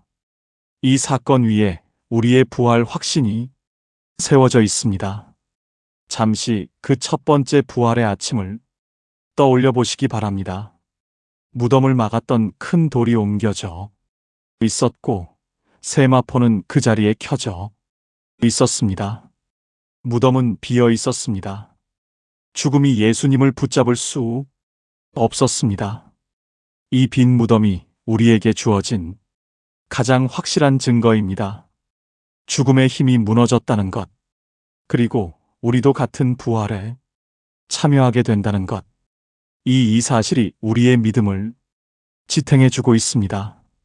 예수님께서 부활하신 후 제자들에게 나타나셨을 때 그분의 몸은 어떤 모습이었는지 생각해 보게 됩니다. 제자들은 부활하신 예수님을 알아보았습니다. 손에 못자국을 보았고 함께 식사를 하셨습니다. 그런데 동시에 문이 닫힌 방 안에 들어오시기도 하셨습니다. 같은 분이시면서도 전혀 다른 차원의 몸을 가지고 계셨습니다. 바울이 말한 신령한 몸이 바로 이런 몸이었습니다. 이전의 몸과 연결되어 있으면서도 이전의 몸이 가진 한계를 완전히 넘어선 몸이었습니다. 여러분, 이 진실이 우리의 삶에 어떤 변화를 가져오는지 묵상해 보시기 바랍니다. 부활을 믿는 사람은 죽음을 다르게 바라봅니다. 죽음이 끝이 아니라 새로운 시작이 되며 이별이 영원한 작별이 아니라 잠시의 기다림이 됩니다. 장례식장에서 흘리는 눈물 속에도 다시 만날 수 있다는 소망이 함께합니다. 부활의 약속이 있기에 우리는 슬퍼하되 소망 없는 자들과 같이 슬퍼하지 않습니다.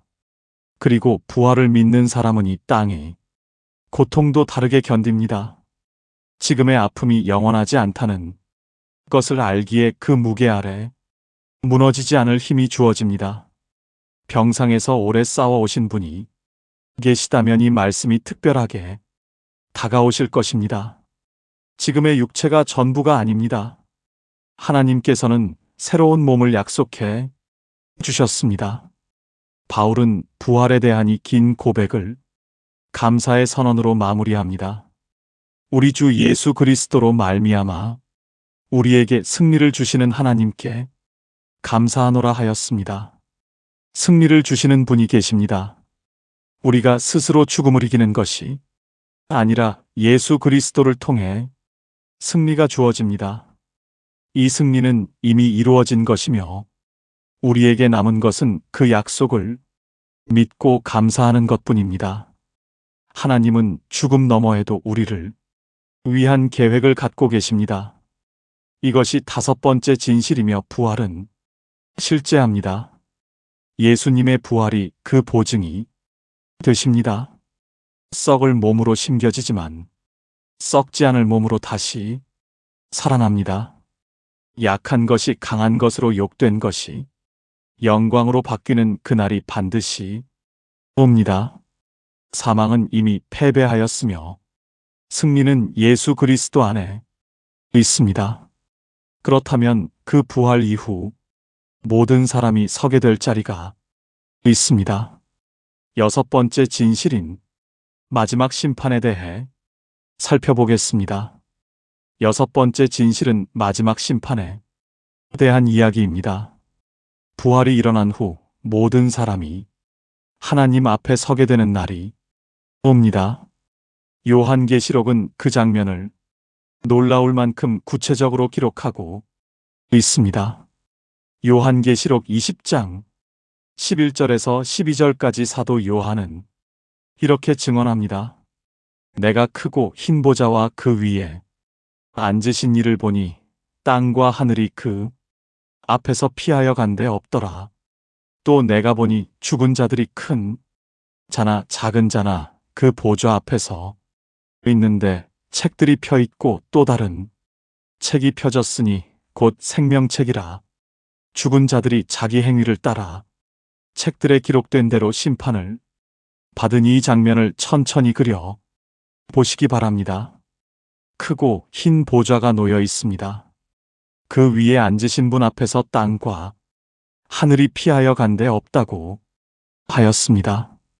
땅도 하늘도 그 앞에 설 수 없을 만큼 거룩하고 위험 있는 분이 좌정하고 계십니다.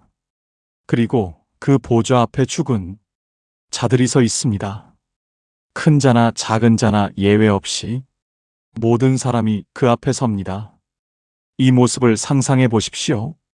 이 땅에서는 사람마다 위치가 달랐습니다. 높은 자리에 있던 사람이 있었고 낮은 자리에서 평생을 보낸 사람이 있었습니다. 이름이 널리 알려진 사람이 있었고 아무도 기억하지 않는 사람이 있었습니다. 하지만 백보자 앞에서는 그 모든 차이가 사라집니다. 큰 자나 작은 자나 동일하게 하나님 앞에 서게 됩니다. 이 땅에서의 지위도 재산도 명예도 그 자리에서는 아무런 의미를 갖지 못합니다. 오직 하나 생명책에 이름이 있느냐 하는 것만 남습니다. 이 말씀에서 우리가 주목해야 할 것은 두 종류의 책이 등장한다는 것입니다. 하나는 행위가 기록된 책들이며 다른 하나는 생명책입니다. 이 두 책이 동시에 펼쳐진다는 것에 깊은 의미가 담겨 있습니다. 먼저 행위가 기록된 책을 생각해 보겠습니다. 우리가 이 땅에서 살아온 모든 것이 기록되어 있습니다. 말과 행동, 드러난 것과 감추어진 것, 그 모든 것이 하나님 앞에 열려 있습니다. 이 말씀 앞에서 마음이 경건해집니다. 우리의 삶은 아무도 보지 않는 곳에서도 하나님의 눈앞에 있었습니다. 이 사실이 두렵게 느껴지실 수 있습니다. 하지만 하나님께서 모든 것을 보고 계셨다는 것은 동시에 우리의 눈물도 보셨다는 뜻이며 우리의 간절한 기도도 들으셨다는 뜻이고 아무도 알아주지 않았던 수고와 헌신도 기억하고 계시다는 뜻입니다. 하나님의 기록은 정죄만을 위한 것이 아닙니다.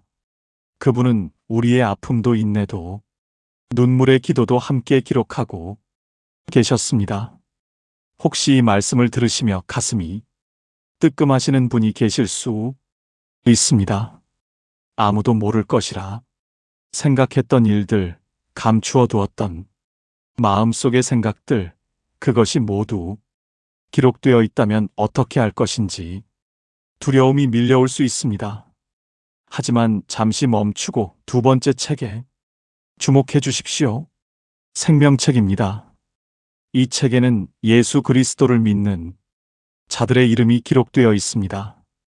요한계시록 20장 15절에서 요한은 기록합니다. 누구든지 생명책에 기록되지 못한 자는 불못에 던져지더라. 이 말씀은 무겁지만 동시에 역으로 읽으면 큰 위로가 됩니다. 그 책에 이름이 올라 있는 자는 불못에 던져지지 않는다는 뜻이기 때문입니다. 여기서 행위의 책과 생명책의 관계를 묵상하게 됩니다. 만일 행위만으로 심판받는다면 하나님 앞에 설 수 있는 사람은 아무도 없습니다. 우리의 행위를 낱낱이 펼쳐놓으면 의로운 사람은 하나도 없습니다. 로마서에서 바울이 선포한 대로 의인은 없나니 하나도 없다는 것이 사실입니다. 그런데 하나님께서는 행위의 책만 펼치지 않으셨습니다. 그 옆에 생명책을 함께 놓아 두셨습니다. 이것이 하나님의 은혜입니다. 행위로는 아무도 통과할 수 없는 심판 앞에 생명책이라는 또 다른 길을 열어놓으셨습니다. 예수 그리스도를 믿는 자의 이름이 그 책에 새겨져 있으며 그 이름이 있는 사람은 심판의 부르러 가지 않습니다. 이 진실이 우리에게 전하는 것을 깊이 새겨보시기 바랍니다. 심판은 분명히 있으며 하나님의 공의는 반드시 이루어집니다. 하지만 그 공의 앞에 은혜가 함께 서 있습니다. 하나님은 공의로우신 분이시면서 동시에 은혜로우신 분이십니다. 심판하시면서도 구원의 길을 열어 두셨으며 정죄하시면서도 생명책을 예비해 주셨습니다. 우리가 살아가면서 행위의 책에 기록될 수 없는 깨끗한 삶을 살 수는 없습니다. 누구나 실수하고 넘어지며 부끄러운 순간들을 안고 살아갑니다. 교회에 오래 다니신 분도 매일 기도하시는 분도 마음 깊은 곳까지 들여다보면 하나님 앞에 떳떳하지 못한 부분이 있다는 것을 아십니다.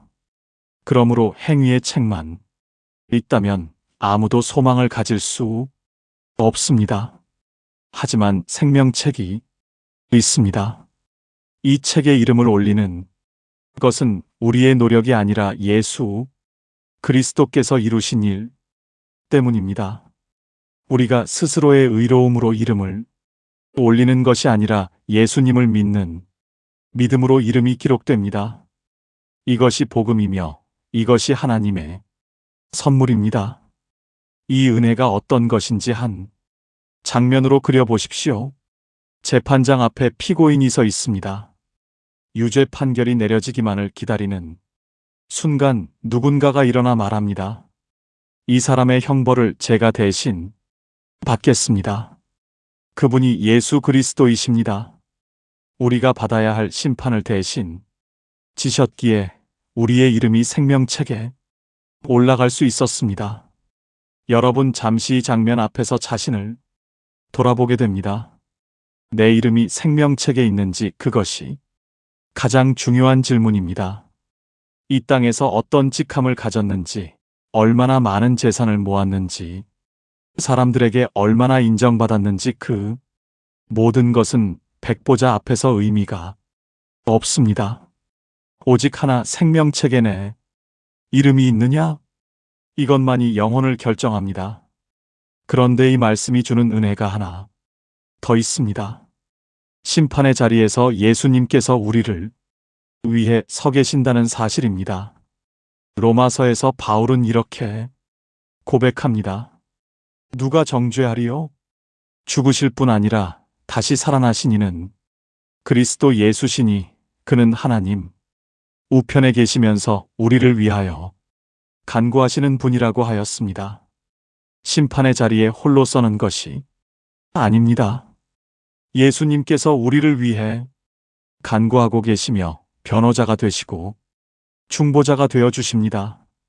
이 사실을 아는 사람은 심판 앞에서도 담대할 수 있습니다. 내 행위가 완벽해서가 아니라 나를 위해 죽으시고 부활하신 분이 나의 편에 서 계시기 때문입니다. 주님의 피로 씻겨진 이름이 생명책에 있기에 우리는 두려움이 아니라 감사함으로 그날을 맞이할 수 있습니다. 혹시 지금 이 시간 내가 정말 구원받은 것인지 확신이 서지 않으시는 분이 계실 수 있습니다. 오랜 세월 신앙생활을 하셨지만 마음 한쪽에 불안이 남아 있으셨을 것입니다. 그런 분들에게 이 말씀이 위로가 되기를 바랍니다. 구원의 확신은 내 행위의 완성도에서 오는 것이 아닙니다. 예수 그리스도를 향한 믿음에서 옵니다. 그 믿음이 있기에 생명책에 이름이 기록되었고 그 이름이 있기에 우리는 흔들리지 않을 수 있습니다. 하나님께서는 우리가 완벽해질 때까지 기다리시는 분이 아니십니다. 연약한 그대로의 우리를 받아 주시고 그리스도의 의를 입혀 주시는 분이십니다. 이 사랑을 아는 사람은 심판 앞에서도 감사할 수 있습니다. 이것이 6번째 진실입니다. 마지막 심판은 반드시 있으며 모든 사람이 하나님 앞에 서게 됩니다. 행위의 책과 생명책 두 권의 책이 펼쳐지며 생명책의 이름이 있는 자는 영생으로 없는 자는 불으로 나뉘게 됩니다. 하지만 하나님은 이 심판 속에서도 은혜의 길을 열어놓으셨으며 예수님께서 지금도 우리를 위해 간구하고 계십니다. 그렇다면 이 심판 이후에 마지막으로 펼쳐지는 세계가 있습니다. 7번째 진실인 새 하늘과 새 땅에 대해 살펴보겠습니다. 7번째 진실은 성경이 말하는 마지막 장면에 대한 이야기입니다. 심판이 끝난 후 하나님께서는 완전히 새로운 세계를 여십니다. 앞서 4번째 진실에서 성도가 죽은 후에 가게 되는 중간 상태의 천국을 살펴보았습니다. 하지만 그것은 완성이 아니었습니다. 성경이 약속하는 최종적인 목적지는 새 하늘과 새 땅입니다. 요한계시록 21장 1절에서 사도 요한은 이렇게 증언합니다. 또 내가 새 하늘과 새 땅을 보니 처음 하늘과 처음 땅이 없어졌고 바다도 다시 있지 아니하더라. 처음 하늘과 처음 땅이 없어졌다는 것은 지금 우리가 살고 있는 이 세계가 영원하지 않다는 뜻입니다. 죄와 고통과 죽음이 있으면 이 세상은 지나가고 완전히 새로운 세계가 열립니다. 여기서 새롭다는 말에 담긴 뜻을 생각해 보게 됩니다. 성경이 말하는 새로움은 낡은 것을 수리하는 것이 아닙니다. 근본부터 다시 만드시는 것이며 이것이 새로운 핵심입니다. 이 땅에서 우리는 끊임없이 고치고 보수하고 유지하려 애써 왔습니다. 하지만 결국 모든 것은 낡아갑니다. 하나님께서는 그 낡아진 세계를 떠받치시는 것이 아니라 처음부터 다시 세우십니다. 이것이 새 하늘과 새 땅이 주는 소망의 핵심입니다. 요한은 이어서 그 새 세계에서 가장 놀라운 장면을 목격합니다.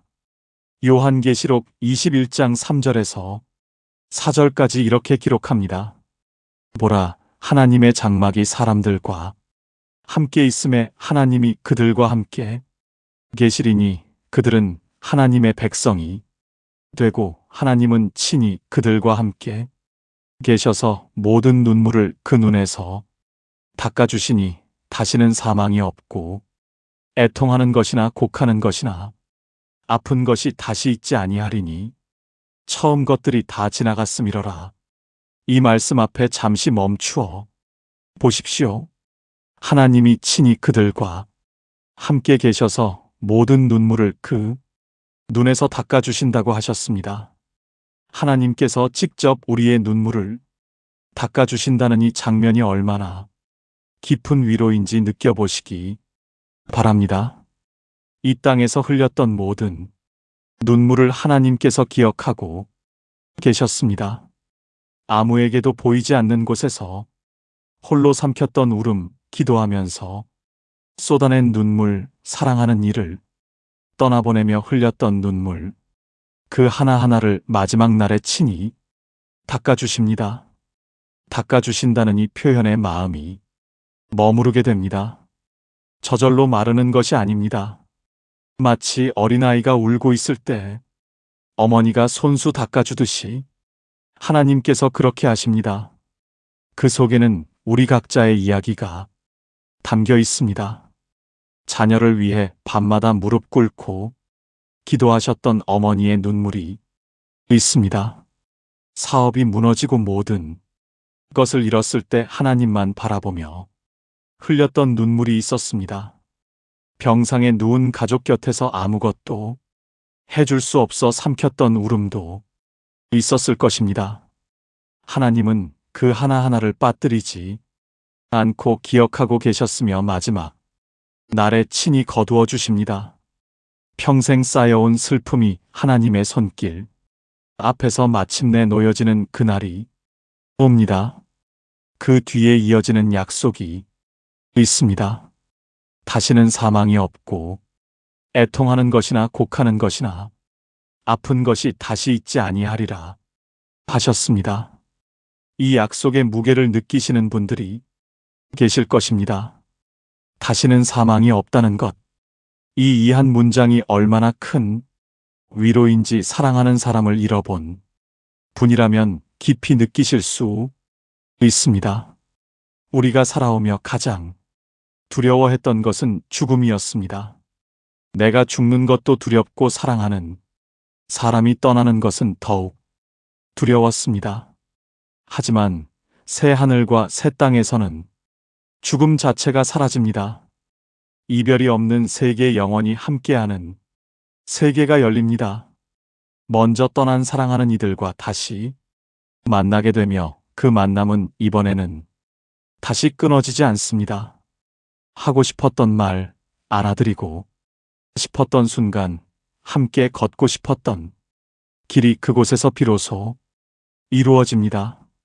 먼저 보낸 부모님을 다시 만나고 먼저 떠난 배우자의 손을 다시 잡게 되며 어린 나이에 하늘로 간 자녀와 다시 안기게 됩니다. 그리고 이번에는 다시 헤어지지 않습니다. 영원히 함께하는 것. 이것이 새 하늘과 새 땅에서 이루어지는 만남입니다. 아픈 것도 다시 있지 않게 됩니다. 이 땅에서 병으로 고통받으셨던 분들, 오랜 세월 몸의 아픔과 싸워오신 분들에게 이 약속이 특별하게 닿을 것입니다. 새 하늘과 새 땅에서는 병원도 약도 필요 없으며 고통이라는 단어 자체가 의미를 잃게 됩니다. 처음 것들이 다 지나갔기 때문입니다. 그런데 새 하늘과 새 땅에서 가장 중요한 것은 눈물이 사라지는 것도 고통이 없어지는 것도 아닙니다. 가장 핵심적인 것은 하나님이 우리와 함께 계신다는 사실입니다. 하나님의 장막이 사람들과 함께 있다고 요한은 기록하였습니다. 지금까지는 하나님을 만나기 위해 기도해야 했고 말씀을 펴야 했습니다. 예배에 나아가야만 그 임재를 느낄 수 있었습니다. 하지만 새 하늘과 새 땅에서는 하나님께서 우리 가운데 거하십니다. 가림막 없이 장벽 없이 직접 얼굴을 마주하게 됩니다. 이것이 새 하늘과 새 땅의 가장 큰 영광입니다. 고통이 없어서 좋은 것이 아니라 하나님과 함께 있어서 좋은 곳이기 때문입니다. 이 땅에서 우리가 예배를 드리며 느꼈던 그 충만함, 기도 중에 하나님의 임재를 체험했던 그 순간의 벅차오름을 떠올려 보십시오. 새 하늘과 새 땅에서는 매 순간 그 은혜를 경험하게 됩니다. 잠깐 스쳐가는 것이 아니라 영원히 이어지는 교제로 이어집니다. 요한계시록 21장 23절에서 요한은 또 하나의 놀라운 장면을 목격합니다. 그 성은 해나 달의 비침이 있을 때 없으니 이는 하나님의 영광이 비치고 어린 양이 그 등불이 되셨다 하였습니다. 해와 달이 필요 없는 세계, 하나님의 영광 자체가 빛이 되는 세계입니다. 어둠이 완전히 사라진 곳이며 하나님의 임재 자체가 모든 것을 밝히고 있습니다. 여러분, 지금 이 시간이 말씀을 들으시며 마음속에 어떤 그림이 그려지시는지 생각해 보시기 바랍니다. 새 하늘과 새 땅은 먼 미래의 이야기만이 아닙니다. 이 약속은 지금 이 순간 우리의 삶을 지탱하는 힘이 됩니다. 고통 가운데 있을 때 이 약속이 있기에 버틸 수 있으며 이별 앞에서의 약속이 있기에 절망하지 않을 수 있습니다. 혹시 지금 이 시간 삶이 힘겨우신 분이 계시다면 이 말씀을 마음에 놓아보시기 바랍니다. 이 땅의 고통은 영원하지 않습니다. 반드시 끝이 있으며 그 끝, 너의 하나님께서 모든 것을 새롭게 하시는 날이 옵니다. 우리가 겪고 있는 아픔의 무게가 아무리 크더라도 그 너머에서 기다리고 있는 영광에 비하면 가벼운 것이라고 바울도 고백한 바 있습니다. 하나님께서 준비하시는 그 세계는 우리가 상상하는 것 이상입니다. 바울이 셋째 하늘에서 보고도 말로 옮기지 못했던 그곳이 마침내 완성된 형태로 나타납니다. 눈물도 사망도 아픔도 없고 하나님께서 친히 우리 가운데 계시는 곳, 그곳이 우리의 최종 목적지입니다. 이 땅의 여정은 그곳을 향해 가는 길 위에 있습니다. 놀라운 것은 요한계시록 22장에 생명나무가 다시 등장한다는 사실입니다. 창세기에서 아담과 하와가 에덴 동산에서 쫓겨난 이후 닫혔던 그 생명나무의 길이 마지막에 다시 열립니다. 에덴에서 시작된 하나님의 이야기가 새 예루살렘에서 완성되는 것이며 성경 전체가 이 하나의 계획을 향해 흘러가고 있었습니다. 이것이 일곱 번째 진실이며 성경이 약속하는 마지막 장면입니다. 새 하늘과 새 땅이 열리고 하나님께서 친히 우리와 함께 거하시며 모든 눈물을 닦아 주십니다.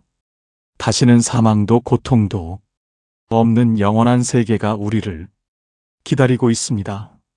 그렇다면 이 일곱 가지 진실을 들은 지금 우리에게 남은 것은 무엇인지 함께 생각해 보겠습니다. 지금까지 우리는 죽음 이후의 세계에 대해 성경이 말하는 일곱 가지 진실을 함께 살펴보았습니다. 죽음은 끝이 아니라 문이었으며 그 문 너머에는 두 갈래 길이 있었습니다. 천국의 실체와 지옥의 실체를 보았고 부활의 약속과 마지막 심판을 들었습니다. 그리고 새 하늘과 새 땅이라는 영원한 완성을 목격하였습니다.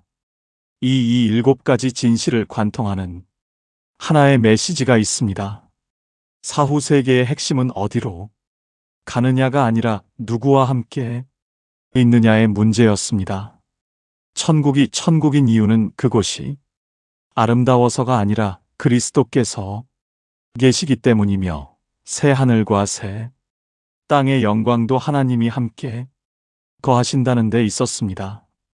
그 누구와 함께 중심에 예수 그리스도가 계십니다. 가장 먼저 떠오르는 것은 구원의 확신입니다. 이 7가지 진실의 중심에는 예수 그리스도가 계십니다. 죽음의 문을 여신 분도, 천국의 거처를 예비하신 분도 예수 그리스도이십니다. 부활의 첫 열매가 되신 분도, 생명책에 우리의 이름을 올려주신 분도 그분이십니다. 이 모든 것의 시작과 끝이 예수님 안에 있습니다. 요한복음 14장 6절에서 예수님은 이렇게 말씀하셨습니다. 내가 곧 길이요 진리요 생명이니 나로 말미암지 않고는 아버지께로 올 자가 없느니라. 이 말씀은 배타적으로 들릴 수 있습니다. 하지만 이것을 다른 각도에서 바라보면 예수님이 곧 길이라는 것은 길이 있다는 뜻입니다. 아버지께로 갈 수 있는 길이 열려 있다는 뜻이며, 그 길이 바로 예수 그리스도라는 선언입니다. 여러분이 말씀 앞에서 우리의 마음을 돌아보게 됩니다. 혹시 구원에 대한 확신이 어느 순간부터 흐려지신 분이 계실 수 있습니다. 처음 예수님을 만났을 때의 기쁨과 감격이 세월이 지나면서 무뎌지고 습관이 되어 버린 분이 계실 수 있습니다. 또는 내 믿음이 충분한 것인지, 내가 정말 구원받은 것이 맞는지 여전히 불안하셨을 수 있습니다. 하지만 구원은 우리의 감정 상태에 따라 흔들리는 것이 아닙니다. 구원은 예수 그리스도께서 십자가에서 이루신 일에 근거합니다. 우리의 믿음이 크기 때문에 구원받은 것이 아니라 예수님의 은혜가 크기에 구원받았습니다. 감정이 올라갈 때도 구원은 유효하며, 감정이 바닥에 내려앉을 때도 구원은 변하지 않습니다.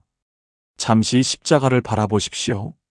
예수님께서 십자가에서 다 이루었다고 외치셨을 때 그 한 마디 안에 우리의 구원이 완성되었습니다. 우리가 더 보태야 할 것도 없고 빼야 할 것도 없습니다. 이미 이루어졌습니다. 그 완성된 구원 위에 우리가 서 있기에 흔들려도 넘어지지 않으며 연약해도 버려지지 않습니다. 이것이 십자가가 우리에게 주는 약속이며, 이 약속은 감정이 아니라 사실에 근거하고 있습니다. 로마서 8장 38절에서 39절까지 바울은 이렇게 고백합니다. 내가 확신하노니 사망이나 생명이나 천사들이나 권세자들이나 현재 일이나 장일이나 높음이나 깊음이나 다른 어떤 피조물이라도 우리를 주 예수 그리스도 안에 있는 하나님의 사랑에서 끊을 수 없으리라.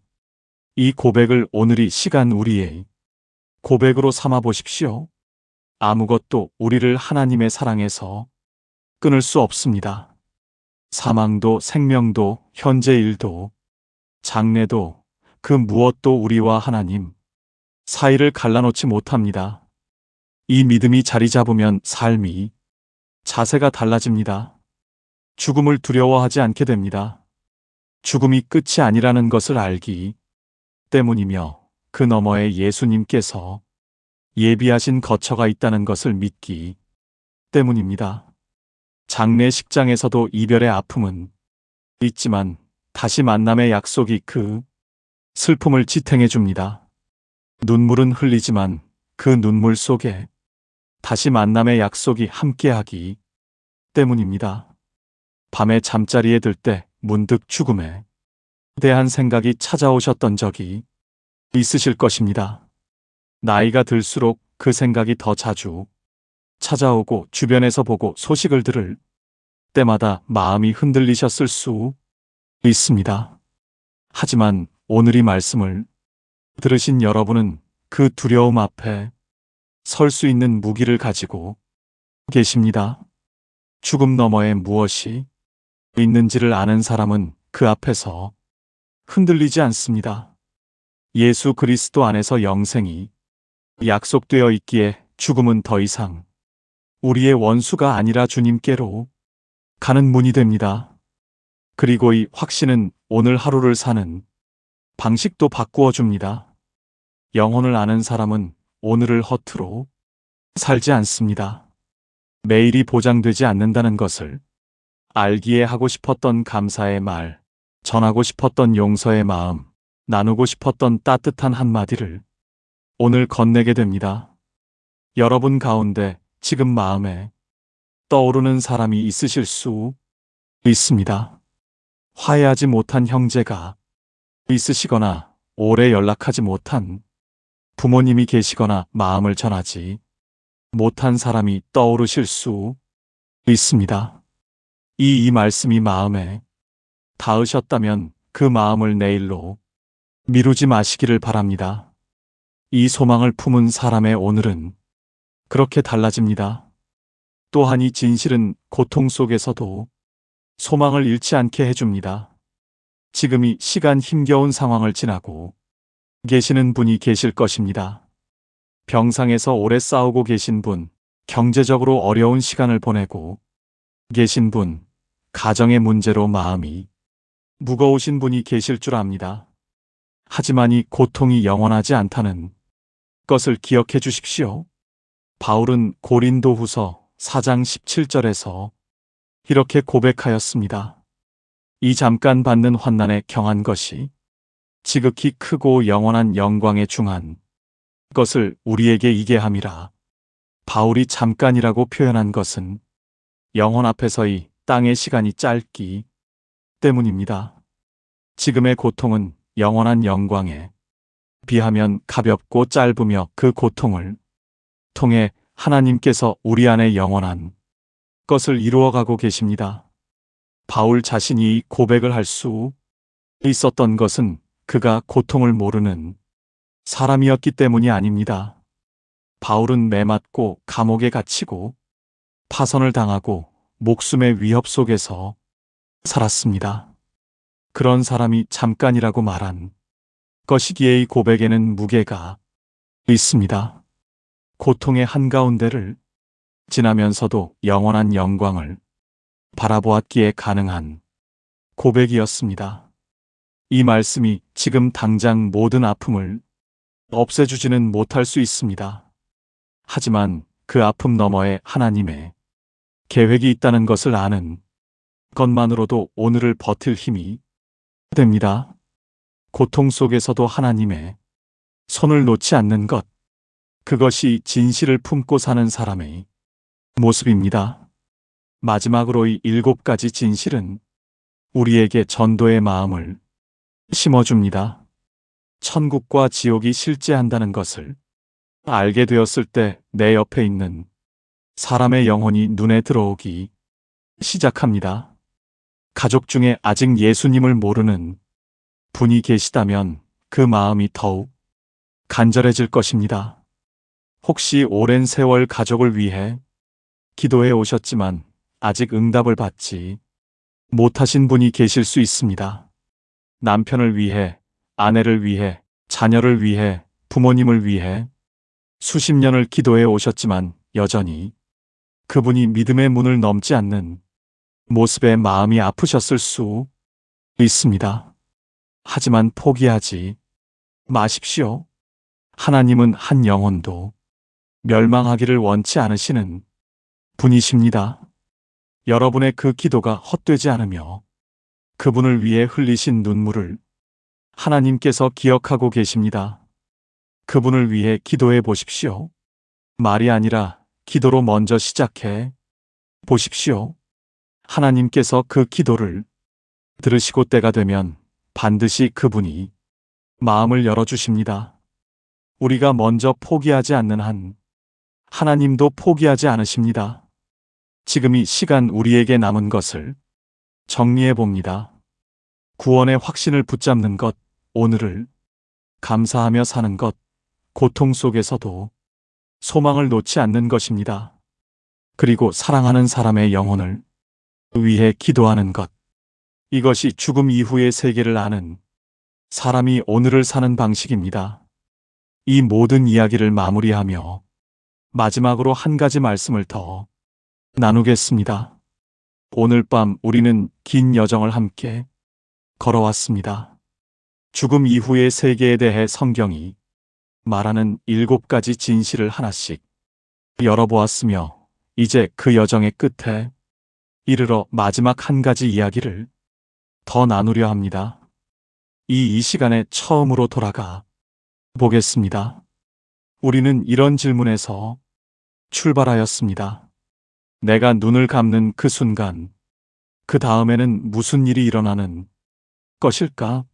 그 질문 앞에서 먼저 떠난 분이 지금 어디에 계신지 궁금하셨던 분들이 계셨고, 밤마다 찾아오는 서늘한 생각에 마음이 무거우셨던 분들이 계셨을 것입니다. 그때 우리의 마음에는 막연한 불안이 있었습니다. 믿음이 있는데도 죽음 앞에서 두려움이 올라왔던 것은 아직 알지 못하는 것이 있었기 때문입니다.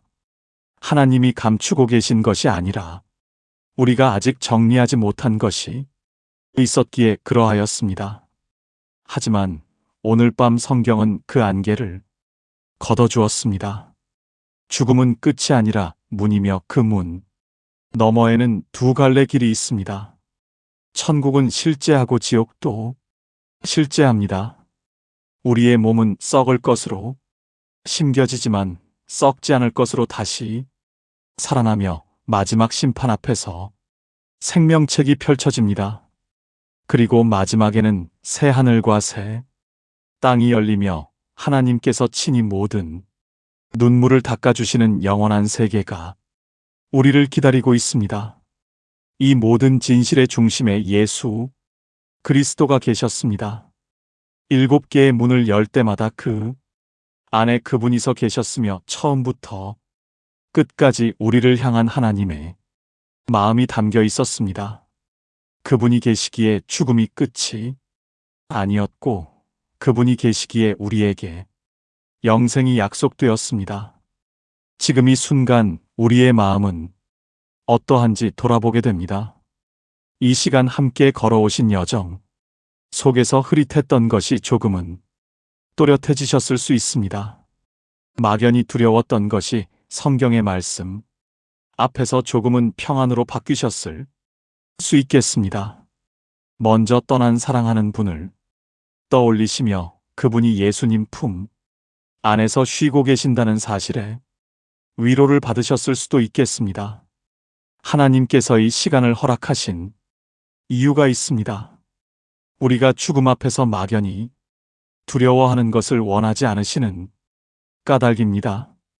그분은 성경 안에 모든 답을 남겨 두셨으며 오늘 밤 그 답이 우리의 마음에 닿았습니다. 이 약속은 사람의 위로가 아니라 하늘에서 온 약속이며 변하지 않는 진리입니다. 밤에 불안이 찾아올 때 이 약속을 떠올려 보십시오. 죽음 너머에 하나님이 계시다는 것. 그 한 가지만으로도 우리의 밤은 달라집니다. 혹시 이 시간을 통해 처음으로 구원의 확신을 갖게 되신 분이 계시다면 감사한 일입니다.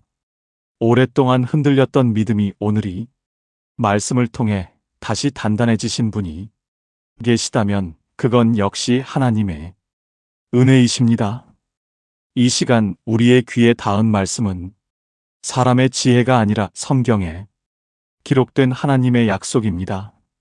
그 약속은 우리가 잠든 후에도 내일 아침 눈을 뜬 후에도 변하지 않으며 영원히 유효합니다. 시편 기자는 내가 사망의 음침한 골짜기로 다닐지라도 해를 두려워하지 않을 것은 주께서 나와 함께 하심이라 고백하였습니다. 이 고백이 오늘 밤 우리 모두의 고백이 되기를 바랍니다. 죽음의 골짜기를 지날 때에도 주님께서 함께하고 계십니다. 그 동행이 있기에 우리는 두려워하지 않아도 됩니다. 이것이 성경이 우리에게 주는 가장 깊은 위로입니다. 내일 아침 눈을 뜨셨을 때 오늘 밤 들으신 이 말씀을 기억해 주시기 바랍니다. 아침 햇살이 창문으로 들어올 때 하나님께서 오늘 하루도 허락해 주셨다는 사실에 먼저 감사하는 마음으로 시작해 보십시오. 우리에게 주어진 오늘이라는 하루의 시간은 영혼을 향해 걸어가는 거룩한 하루입니다. 그 하루 안에서 사랑하는 사람에게 따뜻한 말 한마디를 건네고 하나님께 감사의 기도를 올리며 주변에 작은 은혜를 나누어 보십시오. 그것이 영혼을 아는 사람이 오늘이라는 하루를 사는 방식입니다. 여러분, 신앙의 길은 때로 외롭고 때로 힘겹습니다. 기도해도 응답이 보이지 않는 시간이 있고 믿음을 지키는 것 자체가 무거워지는 날이 있습니다. 하지만 이 시간 확인한 것처럼 이 여정의 끝에는 하나님이 계십니다. 모든 눈물을 닦아주시는 분, 영원한 안식을 예비하신 분, 지금 이 순간에도 우리를 위해 간구하시는 분이 그 끝에서 우리를 맞이해 주십니다. 그러니 오늘 하루가 힘겨우시더라도 여러분 그 손을 놓지 마십시오. 이 시간 말씀을 들으시며 먼저 떠난 분이 떠오르셨을 수 있습니다. 부모님이 떠오르신 분도 계시고 배우자가 떠오르신 분도 자녀가 떠오르신 분도 계실 것입니다. 그 그리움이 올라오실 때의 한 가지를 마음에 담아 두시기 바랍니다. 그분과의 이별은 영원한 작별이 아닙니다. 잠시 먼저 가신 것이며 예수 그리스도 안에서 우리는 반드시 다시 만나게 됩니다. 그때는 더 이상 헤어짐이 없는 곳에서 영원한 기쁨 속에 함께할 것입니다. 그 재회의 장면을 잠시 마음에 그려보십시오. 다시 손을 잡고 다시 얼굴을 마주보며 이번에는 놓지 않아도 되는 그 순간이 옵니다. 하나님께서 그 만남의 자리까지 준비해 두셨기에 그리움은 영원한 슬픔이 아니라 소망이 됩니다. 그리고 혹시 이 시간 몸이 아프셔서 누워 계신 채로 이 영상을 들으시는 분이 계실 수 있습니다. 밤마다 통증과 싸우시며 긴 시간을 버텨오셨을 것입니다. 그 수고를 하나님께서 보고 계십니다. 지금의 아픔이 영원하지 않다는 것을 오늘이 약속을 다시 한번 붙잡으시기 바랍니다. 썩을 몸이 썩지 않을 몸으로 바뀌는 날이 반드시 옵니다. 고통도 쇠약함도 더 이상 따라오지 못하는 그날이 우리를 기다리고 있습니다. 이제 이 시간을 마무리하며 짧은 기도를 드리겠습니다. 우리가 이 기도를 드리는 것은 오늘 들은 말씀이 단지 머리에 머무르지 않고 마음 깊은 곳에 뿌리내리기를 간절히 바라기 때문입니다. 하나님 앞에 조용히 마음을 열고 눈을 감으시고 함께 기도드립니다.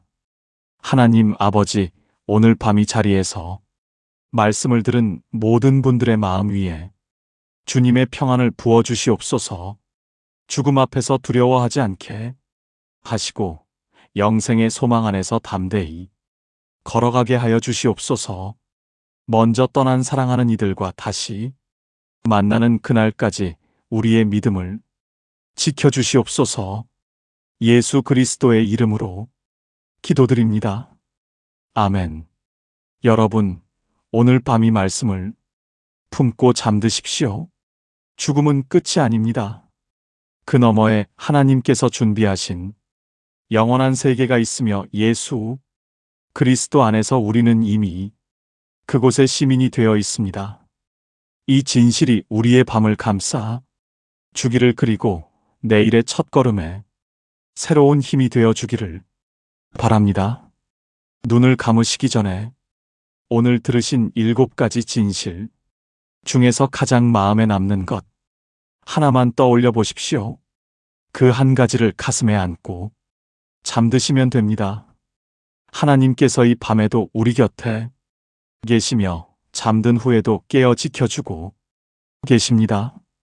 시편 기자가 고백한 때로 내가 눕고 자기도 하는 것은 주께서 나를 붙드시는 까닭이며 오늘 밤도 그 붙드심 안에서 평안히 쉬시기를 바랍니다. 이 밤도 성경 이 밤과 함께해 주셔서 감사합니다.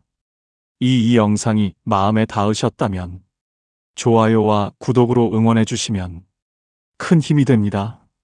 그 응원 하나하나가 더 많은 분들에게 이 말씀이 전해지는 통로가 되어줍니다. 다음 영상에서 다시 만나 뵐 때까지 하나님의 평안이 함께 하시기를 바랍니다. 편안한 밤 되십시오.